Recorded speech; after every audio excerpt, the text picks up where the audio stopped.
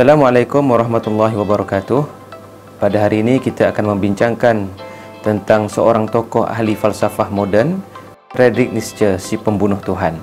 Jadi kita akan membincangkan satu persatu berkenaan idea beliau dan juga biografi beliau. Nietzsche merupakan seorang tokoh falsafah Jerman yang dilahirkan pada 15 Oktober 1844 di Prokan, Rusia. Beliau telah mula mendapat pendidikan awal di Profda Jerman, Prussia. Kemudian Nietzsche menyambung pengajiannya di University Bonn. Kemudian Nietzsche menyambung pengajiannya di University Leipzig. Nietzsche kemudian telah menjadi seorang etis ketika umur beliau baru 18 tahun, walaupun latar belakang keluarganya berfahaman ataupun berpegang dengan ajaran Kristian. Pada 1869, beliau memulakan kerjayanya sebagai seorang profesor di University Basel. Malahan juga beliau telah menghasilkan beberapa karya yang terkenal. Antara karya yang terkenal tersebut ialah The Birth of Tragedy yang dihasilkan pada 1872. Kemudian Das Buch Zarathustra pada tahun 1883 dan kemudian Beyond Good and Evil pada 1886. Nietzsche telah meninggal dunia pada 25 Ogos 1900 dalam keadaan gila. Karya pertama Nietzsche adalah The Birth of Tragedy. Di dalam karya ini, Nietzsche telah mengkritik ataupun memberi pandangan berkenaan dengan drama Yunani. Menurut Nietzsche, dalam drama Yunani terdapat dua tenaga ataupun dua karakter penting, iaitu Apollonian dan Dionysian. Apollonian adalah watak baik, iaitu yang tersusun, halus, cantik dan seimbang. Manakala Dionysian adalah watak yang tidak seimbang, tidak tersusun dan agak liar. Nietzsche cenderung kepada memilih watak Dionysian. Menurut Nietzsche, Dionysian mempunyai tenaga kreatif, sentiasa berfikir dan tidak duduk diam.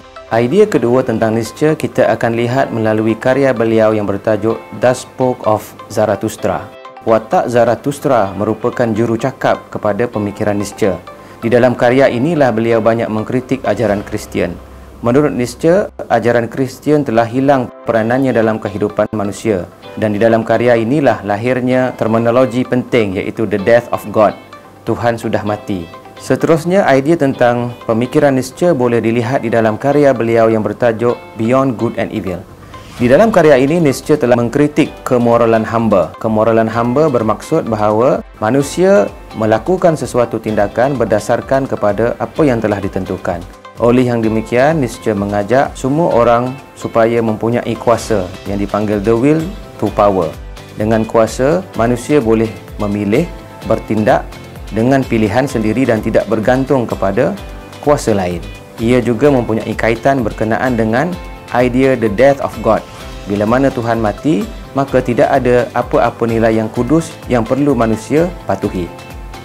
Pandangan Nietzsche sebenarnya bertentangan dengan pandangan mereka yang beragama.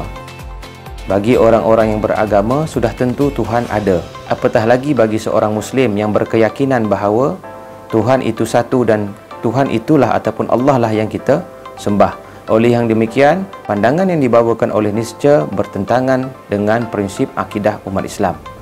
Melalui perbincangan ataupun kuliah hari ini, kita dapat mengetahui mengapa kita memanggil ataupun menggelarkan Nietzsche sebagai si pembunuh Tuhan. Kerana beliau lantang membawa idea the death of God ataupun idea tentang kematian Tuhan. Namun yang demikian, Nietzsche telah mati, namun Tuhan masih lagi wujud kekal dan abadi. Wassalamualaikum warahmatullahi wabarakatuh.